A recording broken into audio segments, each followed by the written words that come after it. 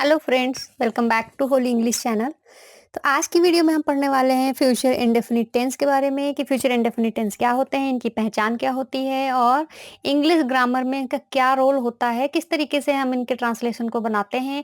तो चलिए स्टार्ट करते हैं। वीडियो पसंद आए तो वीडियो को लाइक, शेयर और चैनल को सब्सक्राइब जरूर करिएगा और पास में लगे बेल आइकन को भी प्रेस कर दीजिएगा ताकि जब भी हम कोई वीडियो अपलोड करेंगे तो आपको नोटिफिकेशन सबसे पहले मिल जाएगा। वीडियो को आप पूरा देखिएगा, एंड तक देखिएगा ताकि कोई भी पॉइंट आपसे मिस ना हो जाए। तो चलिए स्टार्ट करते हैं। तो सबसे पहले हम जान लेते हैं फ्यूचर इंडेफिनिट टेंस की पहचान क्या होती है, किस तरीके से हम पहचानेंगे कि फ्यूचर इंडेफिनिट टेंस कैसे होते हैं, क्या होते हैं। ठीक है, तो सबसे पहले हम पहचान लिख लेते हैं। तो ये हमारी होती है पहचान फ्यूचर इंडेफिनिट टेंस की।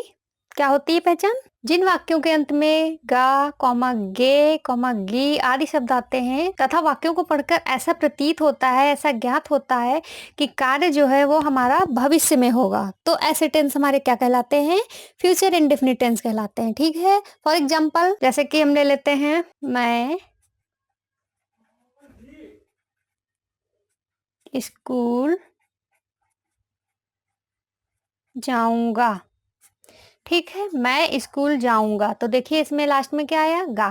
ठीक है, इसी तरीके से वो नाचेगी। अब इसमें देखिए क्या आया है? गी। ठीक है, हम बाजार जाएंगे। ठीक, तो देखिए वाक्यों को पढ़कर कैसा फील हो रहा है कि हमारा कार्य जो है वो भविष्य में होने वाला है। जैसे मैं स्कूल जाऊंगा, तो ये कोई डेफिनेट नहीं है मैं स्कूल कब जाऊंगा, मतलब भविष्य की इसमें बात हो रही है कि मैं स्कूल जाऊंगा। ठीक है, तो इसमें फ्यूचर की बात की जा रही है। जैसे हम बाजार जाएंगे, तो इसमें भी तो इस सेंटेंस से भी पता चल रहा है कि हम भविष्य में हमारा काम होने वाला है, हम बाजार जाएंगे। वो नाचेगी। ठीक है, तो इन सारे सेंटेंसेस से पढ़कर पता चल रहा है कि हमारा जो कार्य है वो फ्यूचर में होने वाला है, यानी भविष्य में होने वाला है। ठीक है, तो ये थी हमारी फ्यूचर इंडेफिनिट टेंस की पहचान। अब फ्यूचर इंडेफिनिट टेंस को हम 3 तरीके से बनाते हैं।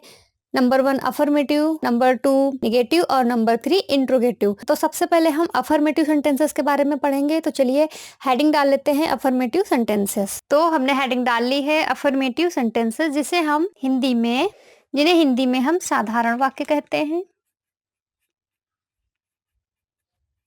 साधारण वाक्य। ठीक है, तो अफर्मेटिव सेंटेंस बनाने के लिए कुछ रूल्स होते हैं जिन्हें कि अब हम जानेंगे वो कौन कौन से रूल होते हैं, और उसके बाद हम स्ट्रक्चर लिखेंगे। उसके बाद हम कुछ सेंटेंसेस का ट्रांसलेशन बनाएंगे, तो उससे आपको बहुत अच्छी तरीके से समझ में आ जाएगा कि अफर्मेटिव सेंटेंसेस क्या होते हैं और किस तरीके से हम इनका ट्रांसलेशन बनाते हैं। ठीक है, तो चलिए सबसे पहले हम रूल लिख लेते हैं और उनको हम अच्छे से समझेंगे। तो रूल नंबर 1 है हमारा, सभी कर्ताओं के साथ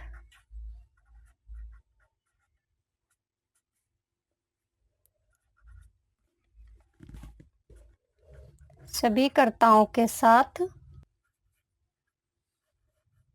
विल सभी कर्ताओं के साथ विल का यूज करेंगे, विल का प्रयोग करेंगे। अब देखिए अगर आप कहीं पे देखेंगे तो वहां पे रूल में ये लिखा होगा कि आई वी के साथ हम सेल का यूज करते हैं और बाकी सभी कर्ताओं के साथ हम विल का यूज करेंगे। ठीक है, पर अब आप सोच रहे होंगे कि हम यहाँ पर हमने ये क्यों लिखा है कि सभी कर्ताओं के साथ विल का यूज करेंगे, क्योंकि तो फॉर्मल इंग्लिश में हम आई वी के साथ हमें सेल का यूज अभी तक करते आए हैं, लेकिन मॉडर्न इंग्लिश में हम विल का ही यूज करेंगे। तो इस समय हम सभी कर्ताओं के साथ विल का ही यूज होता है, इसीलिए हमने यहाँ पर रूल में लिखा है सभी कर्ताओं के साथ हम विल का यूज करेंगे। ठीक है, तो मॉडर्न इंग्लिश में हम विल का ही यूज होता है। तो समझ में आ गया आपको। अब हम रूल नंबर 2 लिखेंगे, मेन वर्ब। मेन वर्ब की फर्स्ट फॉर्म मेन वर्ब की फर्स्ट फॉर्म का प्रयोग करते हैं।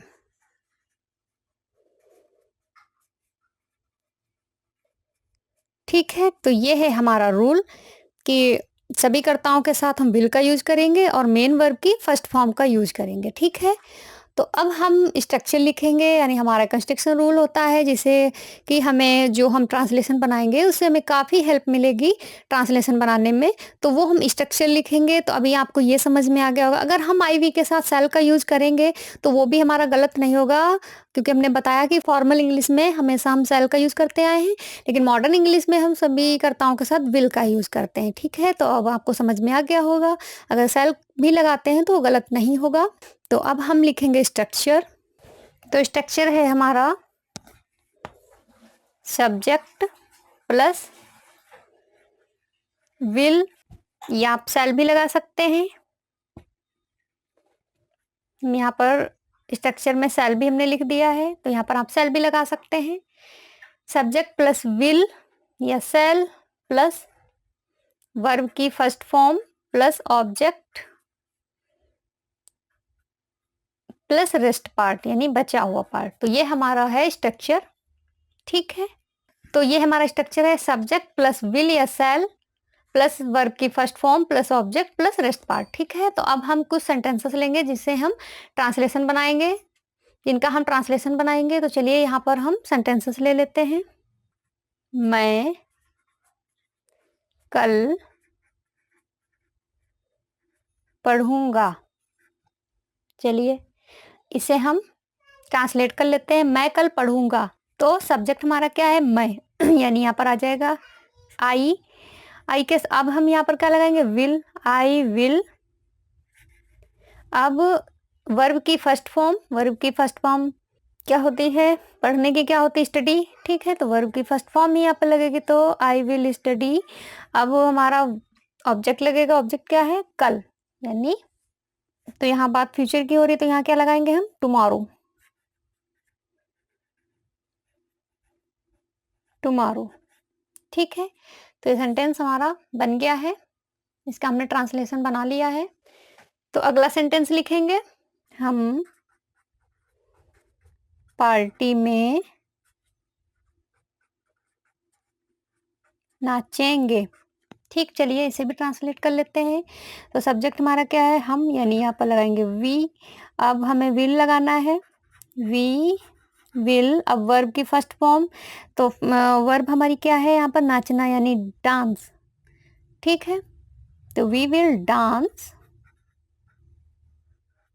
अब हम ऑब्जेक्ट लगाएंगे, वी विल डांस। तो ऑब्जेक्ट क्या है? पार्टी में।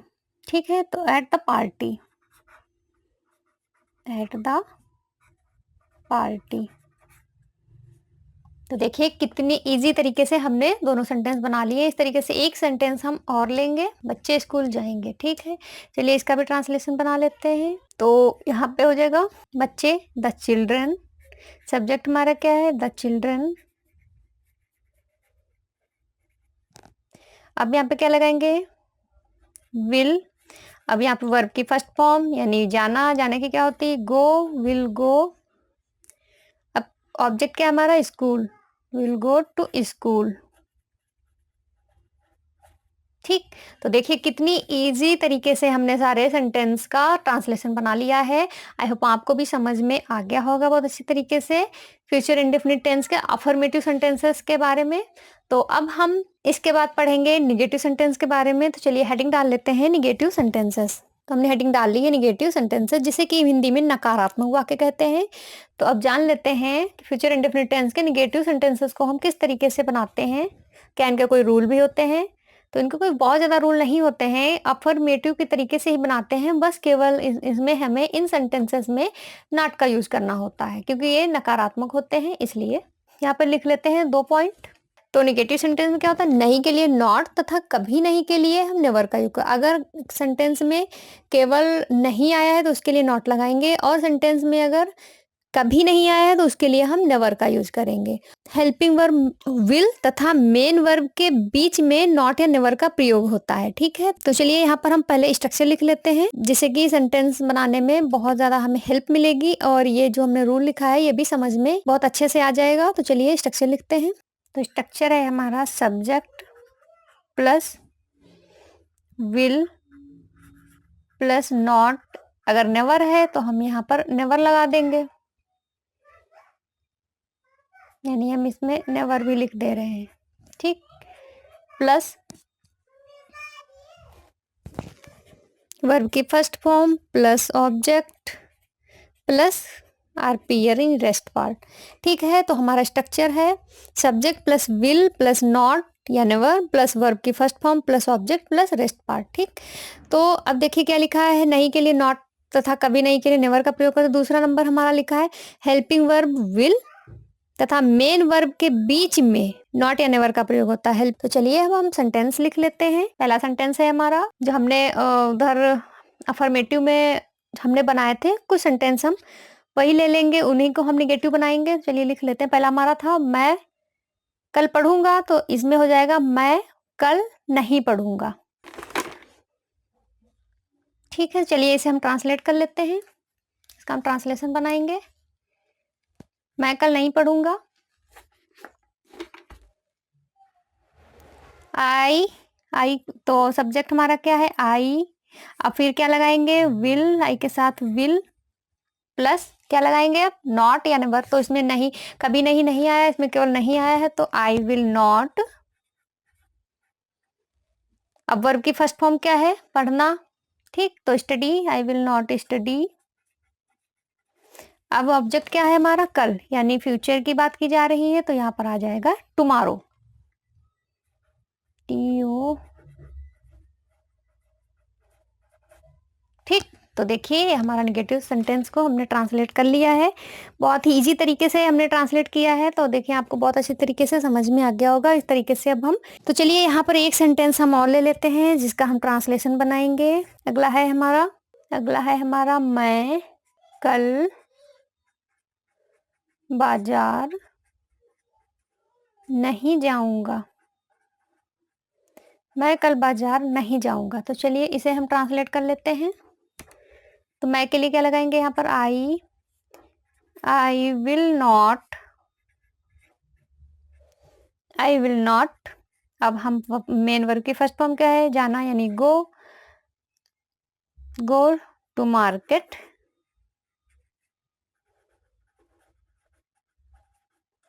अब ऑब्जेक्ट क्या है हमारा कल, यानी टुमारो। ठीक है, तो देखिए कितने इजीली हमने ये भी सेंटेंस बना लिया है। चलिए एक सेंटेंस हम और बनाएंगे। तो अगला सेंटेंस है हमारा बच्चे स्कूल नहीं जाएंगे। ठीक है, तो चलिए इसे बनाते हैं, इसे ट्रांसलेट करते हैं। तो यहाँ हो जाएगा the children will not, main verb की first form go to school. The children will not go to school. ठीक है, तो देखिए कितने इजीली हमने सारे सेंटेंसेस का ट्रांसलेट कर लिया है और हमने इसका रूल भी समझ, स्ट्रक्चर भी समझ लिया। तो आई होप आपको बहुत अच्छी तरीके से निगेटिव सेंटेंसेस के बारे में भी समझ में आ गया होगा। अगर आपको कोई डाउट है, अगर आपको कुछ पूछना है, तो आप कमेंट बॉक्स में टाइप करके पूछ सकते हैं। तो अब हम इसके बाद में पढ़ेंगे फ्यूचर इंडेफिनिट टेंस के इंट्रोगेटिव सेंटेंसेस के बारे में। ठीक है, तो चलिए हेडिंग डाल लेते हैं इंट्रोगेटिव सेंटेंसेस। तो हमने इंट्रोगेटिव सेंटेंसेस की हेडिंग डाल ली है, जिसे हिंदी में हम प्रश्नवाचक वाक्य भी कहते हैं। तो इंट्रोगेटिव सेंटेंसेस के बारे में हम जान लेते हैं कि इंट्रोगेटिव सेंटेंसेस क्या होते हैं और ग्रामर में इनका क्या रोल होता है। ठीक है, तो इंट्रोगेटिव जो सेंटेंसेस होते हैं वो दो प्रकार के होते हैं। चलिए यहाँ पर हम लिख लेते हैं। Number 1 yes no type sentences.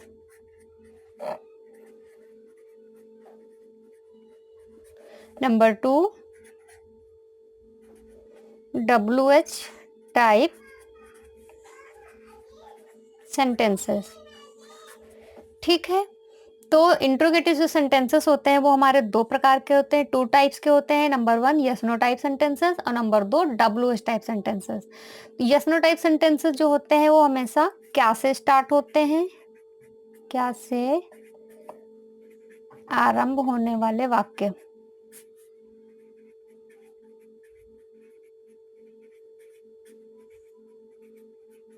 ठीक है, और WH जो होता है उसमें प्रश्नवाचक वाक्य सेंटेंस के बीच में आते हैं।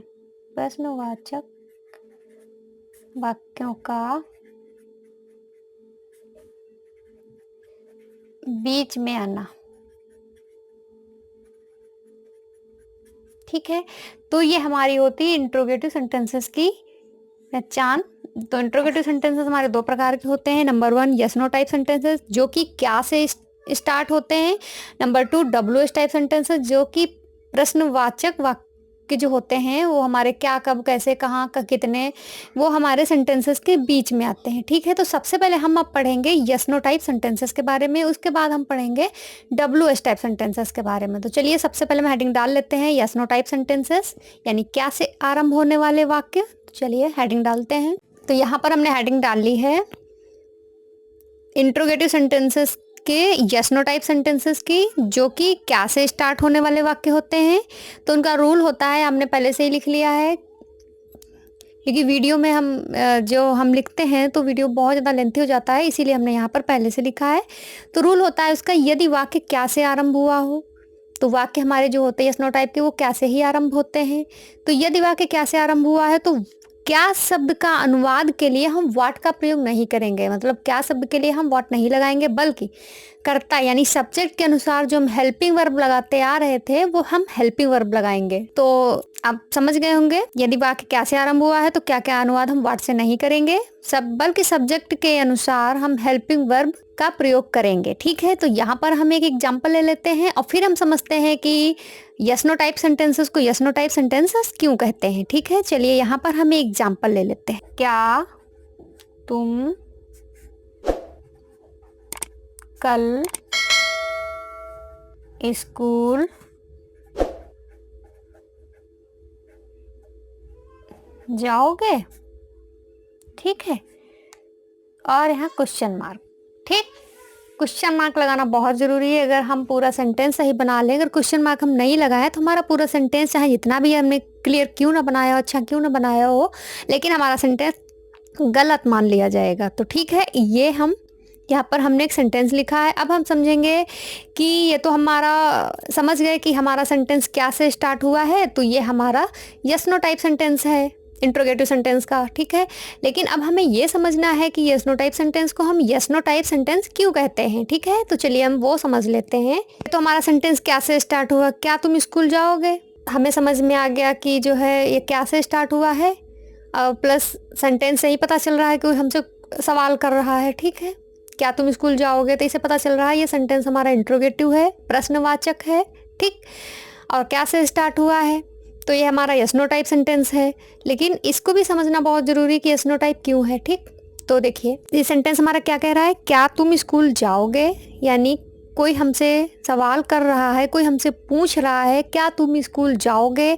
तो अब आप बताइए कि इसका जवाब हम क्या देंगे, यस या नो में। ठीक है, या तो हम कहेंगे यस मैं स्कूल कल जाऊंगी या जाऊंगा, या फिर हम कहेंगे नो मैं स्कूल नहीं जाऊंगा या नहीं जाऊंगी। ठीक, तो इसका जवाब हम केवल यस या नो में देंगे। ठीक है, क्या तुम स्कूल जाओगे, तो यस या नो में इसका हम जवाब देंगे, इसीलिए इस सेंटेंस को हम यस नो टाइप सेंटेंस कहते हैं। ठीक है, तो इसको हम कई तरीके से समझ सकते हैं कि यस नो टाइप सेंटेंस हमारा यस नो टाइप क्यों कहते हैं, इसकी पहचान क्या होती है। अब आपको बहुत अच्छी तरीके से क्लियर हो गया होगा कि ये क्या से स्टार्ट हो रहा है, इसलिए इंट्रोगेटिव का यस नो टाइप सेंटेंस है, और प्लस इसका जवाब हम यस या नो में देंगे, इसलिए यस नो टाइप सेंटेंस है ये। ठीक है, अभी इसका हम ट्रांसलेशन भी बनाएंगे। तो ये समझ में अब आपको आ गया, क्लियर हो गया कि जो है यस नो टाइप सेंटेंस को यस नो टाइप क्यों कहते हैं और यस नो टाइप सेंटेंस किस टाइप के होते हैं। ठीक, तो अब हम यहाँ पर स्ट्रक्चर लिखेंगे, यानी जो कंस्ट्रक्शन रूल अभी तक लिखते आ रहे थे वही हम स्ट्रक्चर लिखेंगे। उसके बाद हम ये सेंटेंस बनाएंगे या फिर एक सेंटेंस हम और बनाएंगे, जिससे कि आपको बहुत अच्छी तरीके से क्लियर हो जाएगा। ठीक है, तो चलिए हम यहाँ पर स्ट्रक्चर लिख लेते हैं। तो स्ट्रक्चर है हमारा विल या shall plus subject plus verb की first form plus object plus rest part. ठीक है, तो ये हमारा स्ट्रक्चर है। सब विल या शैल, तो उसमें हम पहले ही डिस्कस कर चुके हैं विल या शैल के बारे में। इस स्ट्रक्चर की हेल्प से हम ये अब जो हमारा सेंटेंस लिया था उसे हम अब ट्रांसलेट करेंगे। तो चलिए इसे हम ट्रांसलेट कर लेते हैं। तो क्या है, क्या तुम कल स्कूल जाओगे, तो हमें सबसे पहले क्या लगाना है, विल या शैल, विल। तो हम सबसे पहले क्या लगाएंगे, विल अब हम क्या लगाएंगे, सब्जेक्ट, सब्जेक्ट क्या है हमारा, तुम, ठीक। तो विल के बाद हम क्या लगाएंगे, यू, विल यू। अब हमें क्या लगाना है, वर्ब की फर्स्ट फॉर्म। तो वर्ब हमारा क्या है यहाँ पर, जाना, या जाने की क्या होती, गो। तो वर्ब की फर्स्ट फॉर्म लगानी है, तो विल यू गो, ठीक है, गो हो गया। अब हमें क्या लगाना, ऑब्जेक्ट, ऑब्जेक्ट क्या है हमारा, स्कूल, स्कूल है। तो will you go to school. अब हमारा रेस्ट पार्ट क्या बचा, कल, ठीक है, कल। तो हमारी बात यहाँ फ्यूचर की हो रही है, तो फ्यूचर के लिए हम क्या लगाते हैं, टुमारो। हम पास्ट के लिए क्या लगाते हैं, यस्टरडे। और फ्यूचर के लिए क्या लगाएंगे, टुमारो, ठीक है। तो यहाँ पर हो जाएगा टुमारो।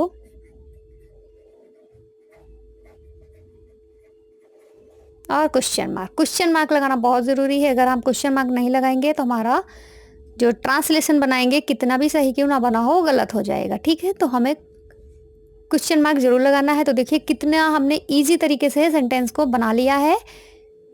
आई होप आपको समझ में भी आ गया होगा, ठीक है। एक हम सेंटेंस यहाँ पर और ले रहे हैं जिसे हम बनाएंगे, ठीक है। हमने सेंटेंस लिख लिया है, क्या हम मैच जीतेंगे, ठीक है। तो इस सेंटेंस से भी हमसे कोई क्वेश्चन पूछ रहा है, क्या हम मैच जीतेंगे, तो इसका जवाब हम क्या देंगे, यस या फिर नो, ओके। तो चलिए इसे भी हम ट्रांसलेट कर लेते हैं। तो सबसे पहले हम क्या लगाएंगे, विल। अब सब्जेक्ट हमारा क्या है, हम, यानी वी, विल वी। और वर्ब की फर्स्ट फॉर्म, यानी वर्ब क्या है हमारा, जीतना, जीतना, ठीक। तो यहाँ पर हो जाएगा विन, फर्स्ट फॉर्म लगाना इसलिए विन हो जाएगा, ठीक है, विल वी विन। अब ऑब्जेक्ट क्या हमारा, मैच, टू मैच, ठीक है, ये एच है। ये हमारा सेंटेंस ने बना लिया है। आई होप आपको बहुत अच्छी तरीके से समझ में आ गया होगा यस नो टाइप सेंटेंस के बारे में, कि यस नो टाइप सेंटेंस क्या होते हैं, कैसे, किस से स्टार्ट होते हैं और किस टाइप के होते हैं, और इनको यस नो टाइप सेंटेंस को यस नो टाइप क्यों कहते हैं, ठीक है। तो आई होप आपको बहुत अच्छे से क्लियर हो गया होगा। तो इसके बाद अब हम पढ़ेंगे WH टाइप सेंटेंस, यानी फ्यूचर इंडेफिनिट टेंस के इंट्रोगेटिव सेंटेंस के WH सेंटेंसेस के बारे में हम डिटेल में पढ़ेंगे अभी। तो चलिए हेडिंग डाल लेते हैं, WH टाइप सेंटेंस। तो हमने यहाँ पर हेडिंग डाल ली है इंट्रोगेटिव सेंटेंस के WH टाइप सेंटेंसेस के बारे में, जो कि सेंटेंसेस के बीच में प्रश्नसूचक वाक्य आते हैं, ठीक है।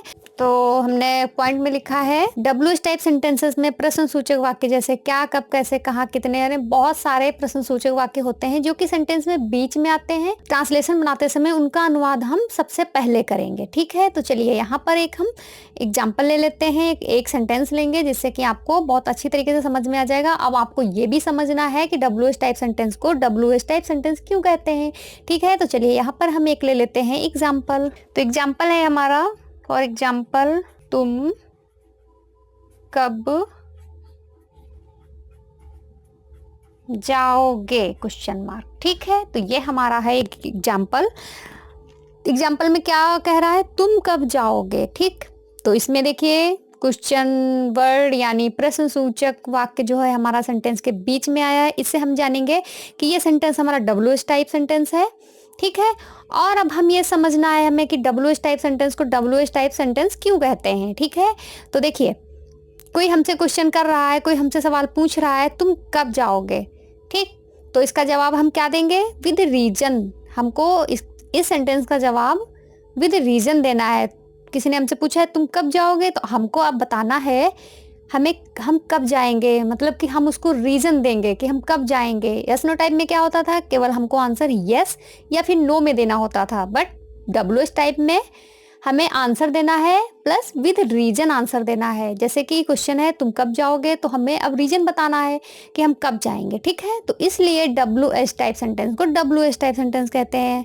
आई होप आपको समझ में आ गया होगा WH टाइप सेंटेंस को क्यों कहते हैं WH टाइप, ठीक। चलिए अब हम यहाँ पर स्ट्रक्चर लिखेंगे, फिर हम इस सेंटेंस को ट्रांसलेट करेंगे, उसके बाद एक दो सेंटेंस हम और ट्रांसलेट करेंगे, आपको बहुत अच्छे तरीके से समझ में आ जाएगा।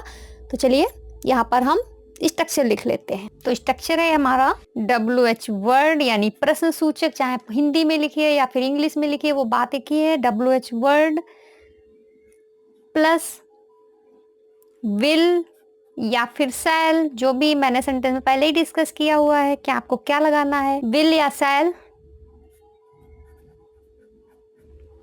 प्लस सब्जेक्ट प्लस वर्ब की first form plus object plus rest part. ठीक, तो ये हमारा है structure, WH word plus will या shall plus subject plus verb की first form plus object plus rest part. ठीक है, तो चलिए अब हम इसे ट्रांसलेट करेंगे। चलिए हम ट्रांसलेट करते हैं। तो हमारा सेंटेंस क्या है, तुम कब जाओगे। तो इस ट्रांसलेट हम इसी के आगे कर देंगे, क्योंकि यहाँ पर मैंने जगह नहीं छोड़ी है, तो यहीं पे मैं इसके आगे कर दे रही हूँ। ठीक, तुम कब जाओगे, तो सबसे पहले हमें WH वर्ड लगाना। तो देखिए सेंटेंस में हमारा WH वर्ड बीच में आया है, तो बीच में इसकी हमें अनुवाद सबसे पहले करना है। तो कब की क्या होती है, व्हेन, व्हेन। ठीक, तो यहाँ पर हम लगाएंगे व्हेन। अब क्या लगाना है, विल। ठीक, तो विल हम लगाएंगे व्हेन विल। अब क्या लगाना है, क्योंकि सेंटेंस हमारा बहुत ज़्यादा लेंथी नहीं है, व्हेन विल। अब हम क्या लगाएंगे, subject you, when will you. अब सब्जेक्ट के बाद में वर्ब की फर्स्ट फॉर्म। अब वर्ब हमारी क्या है, जाना, यानी गो। ठीक, तो यहाँ पर हम लगा देंगे गो और क्वेश्चन मार्क। ठीक, तो देखिए कितना इजी तरीके से हमने सेंटेंस को ट्रांसलेट कर लिया है, व्हेन विल यू गो। ठीक, देखिए हमने व्हेन की यानी कब की, जो हमारा प्रश्न सूचक वाक्य था उसे हमने सबसे पहले लिख लिया है, उसकी मीनिंग जो भी होती है व्हेन। उसके बाद में हमने विल लगाया है। ठीक, उसके बाद में हम सब्जेक्ट हमने यू लगाया है। उसके बाद में हम वर्ब की फर्स्ट फॉर्म गो लगा दिया। ठीक, तो हमारा सेंटेंस बन गया। आई होप आपको समझ में आ गया होगा। इस तरीके से हम एक या दो सेंटेंस और बनाएंगे, जिससे कि आपको बहुत अच्छे तरीके से क्लियर हो जाएगा। चलिए हम ले लेते हैं सेंटेंस एक दो और। ठीक है, तो हमने देखे यहाँ पर दो सेंटेंस और ले लिए हैं, जिन्हें हम ट्रांसलेट करेंगे। ठीक, वो क्या करेगी। ठीक है, तो चलिए देखिए, अब इससे भी आप समझ सकते हैं क्या शब्द बीच में आया है, प्लस हमसे कोई क्वेश्चन कर रहा है वो क्या करेगी, तो हमें आंसर विद रीजन देना है, वो क्या करेगी। ठीक है, हमें रीजन बताना है। अगला है तुम क्यों नहीं आओगे, उसका भी हमें रीजन बताना है। तो इसी तरीके से हम कई तरीके से समझ सकते हैं कि हमारा जो सेंटेंस है वो WH टाइप है, इंट्रोगेटिव सेंटेंस का। ठीक है, जैसे कि यहाँ पर क्यों लगा है, यानी प्रश्नसूचक वाक्य बीच में आए हुए हैं, प्लस हमसे कोई क्वेश्चन कर रहा है, तो उसका आंसर हमें समझना है कि हमें विद रीजन देना है या फिर यस नो में देना है। ठीक है, तो इससे कई तरीके होते हैं, जिससे कि आप समझ जाएंगे सेंटेंस को देखते ही कि ये हमारा सेंटेंस कौन सा है, WH है या यस नो टाइप है। ठीक है, तो चलिए इसे भी बनाना हम स्टार्ट करते हैं। वो क्या करेगी। ठीक, तो सबसे पहले हम क्या लगाएंगे, क्या क्या की अब हमें मीनिंग, जो भी अनुवाद है वो पहले क्या क्या होता है, व्हाट पहले करना है, व्हाट। अब हमें WH वर्ड लगा लिया, अब क्या लगाना है, विल, व्हाट विल। अब वो क्या करेगी। ठीक, तो वो यहाँ पर एक लड़की की बात हो रही है, तो यहाँ पर हम उसके लिए क्या लगाएंगे, सी। ठीक है, सी, व्हाट विल सी। अब हमें क्या लगाना है, सब वर्ब की फर्स्ट फॉर्म। तो यहाँ पर वर्ब है हमारी करेगी, यानी करना, करने की क्या होती है, डू। तो ये देखिए सेंटेंस हमारा बन गया है, what will see do. I hope आपको समझ में आ गया होगा। तो अगला सेंटेंस हमारा तुम क्यों नहीं आओगे, ये हमारा निगेटिव है। यहाँ पर मैंने लिखा नहीं है, यहाँ पर हमने लिखा नहीं है प्लस, क्योंकि निगेटिव जो होगा, तो जो नॉट हमारा लगता है वो हमारा सब्जेक्ट के बाद लगेगा। ठीक है, तो यहाँ पर हमने लिखा नहीं, लेकिन हम आपको बताए दे रहे हैं कि अगर कोई इस तरीके का सेंटेंस आ जाएगा, तुम क्यों नहीं आओगे, तो अगर निगेटिव आया है, मतलब हमारा इंट्रोगेटिव सेंटेंस WH टाइप का निगेटिव है, तो हम सब्जेक्ट के बाद नॉट लगा देंगे। अब यहाँ पर हम लिखेंगे नहीं, लेकिन हम आपको बताए दे रहे हैं कि सब्जेक्ट के बाद हम नॉट लगाएंगे। ठीक, चलिए हम बनाते हैं, तो उससे आप समझ जाएंगे। तुम क्यों नहीं आओगे, तो क्यों का हमें अनुवाद पहले करना है। क्यों का क्या होता है, वाई, वाई। अब हमें क्या लगाना है, WH लगा लिया है, विल लगाना है, वाई विल। अब हमें क्या लगाना है, सब्जेक्ट, सब्जेक्ट क्या है, तुम, यानी यू। अब हमने क्या बताया था कि निगेटिव है, नहीं लगा है, तो हमें सब्जेक्ट के बाद में नॉट लगा देना है, तो यू के बाद में हम लगा देंगे नॉट। ठीक, वाई विल यू नॉट। अब हम नॉट लगा दिया। ठीक है, why will you not, not भी लगा दिया, सब्जेक्ट हमारा था यू और नॉट लगा दिया। उसके बाद अब हम वर्ब की फर्स्ट फॉर्म, वर्ब हमारी है आना, यानी आओगे, आना, आना, उसके लिए क्या लगाएंगे, आने की क्या होती है, कम। ठीक, तो ये हमारा सेंटेंस भी बन गया है। तुम क्यों नहीं आओगे, why will you not come. ठीक, तो ये देखिए WH टाइप सेंटेंस को भी हमने बहुत अच्छी तरीके से पढ़ लिया, समझ लिया, और हमने ये भी समझा कि WH टाइप सेंटेंस किस टाइप के होते हैं और WH सेंटेंस को WS सेंटेंस क्यों कहते हैं। ठीक है, तो आई होप आपको बहुत अच्छी तरीके से समझ में आ गया होगा। आई होप आपको फ्यूचर इंडेफिनिट टेंस के बारे में बहुत अच्छी तरीके से क्लियर हो गया होगा कि फ्यूचर इंडेफिनिट टेंस क्या होते हैं, इनकी पहचान क्या होती है और ये कितने तरीके से बनाए जाते हैं। उसके बारे में हमने अफर्मेटिव सेंटेंस पढ़ा, अफर्मेटिव के सारे रूल्स पढ़े, स्ट्रक्चर पढ़ा, फिर हमने निगेटिव पढ़ा, उसका रूल्स स्ट्रक्चर पढ़े, फिर हमने इंट्रोगेटिव सेंटेंसेस पढ़े, उसके सारे रूल्स और स्ट्रक्चर पढ़े। तो आई होप आपको बहुत अच्छी तरीके से क्लियर हो गया होगा, समझ में आ गया होगा कि फ्यूचर इंडेफिनिट टेंस क्या होते हैं। वीडियो अगर आपको पसंद आया तो वीडियो को लाइक, शेयर और चैनल को सब्सक्राइब जरूर करिएगा। पास में लगे बेल आइकन को भी प्रेस कर दीजिएगा ताकि जब भी हम कोई वीडियो अपलोड करेंगे तो आपको नोटिफिकेशन सबसे पहले मिल जाएगा। और वीडियो को ज़्यादा से ज़्यादा शेयर करिएगा क्योंकि इस चैनल पे हम इंग्लिश बिल्कुल बेसिक लेवल से इंग्लिश पढ़ाई जाती है, सिखाई जाती है, इंग्लिश ग्रामर सिखाई जाती है, स्पोकन का भी कोर्स कराया जाता है। इसी तरीके से आप हमारे चैनल से जुड़े रहिए। तो इस वीडियो में इतना ही, तो मिलते हैं अगले वीडियो में। तो तब तक के लिए सभी लोगों को Radhe Radhe. Thanks for watching.